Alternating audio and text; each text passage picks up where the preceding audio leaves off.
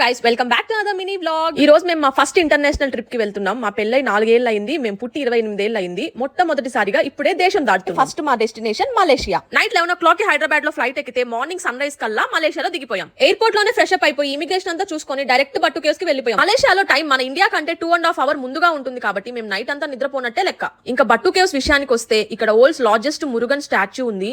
ఇంకా ఈ గుహల్లో ఆ గుడి ఎలా ఏర్పడిందో మాకే అర్థం కాలేదు. సుబ్రహ్మణ్య స్వామి విగ్రహం బయట ఎంత పెద్దదిగా ఉందో లోపల గర్భగుడిలో అంత చిన్నదిగా ఉంటుంది. ఇంకా ఈ రోజు మా పెళ్లి రోజు కాబట్టి ఒక నెయ్యి దీపం వెలిగించేశాను. దాని తర్వాత కొంచెం ముందుకు నడుచుకుంటూ అలా గుహల్లోకి వెళ్తే శ్రీ వల్లి దేవసేన అమ్మవారు ఉంటారు. అసలు ఆ గుహల్లో అలా నడుచుకుంటూ వెళ్తుంటే పైనుంచి చినుకులు పడుతూ ఉంటాయి, ఏదో దేవుడు మనకి బ్లెస్సింగ్స్ ఇస్తున్నట్టు. ఇంకా మలేషియాకి వచ్చి కొబ్బరి నీళ్ళు తాగకపోతే ఎలా? ఇంకా మెట్రో బుక్ చేసుకుని మేము చెక్ ఇన్ అవ్వాల్సిన హోటల్ కి వెళ్తున్నాం. మలేషియాలో మేము 2 days ఉన్నాం. ఈ 2 days మాకు ఇద్దరికి కలిపి 10 నుంచి 12,000 అయి ఉంటుంది, exclusive of flight tickets and rooms. మలేషియాలో కరెన్సీ రింగెట్స్ మన ఇండియా కంటే 2 రెట్లు ఎక్కువ. అంటే ఇండియాలో మనం ₹1,00,000 సంపాదిస్తే మలేషియాలో ఖచ్చితంగా 2 లక్షలు సంపాదించాలి బతకడానికి.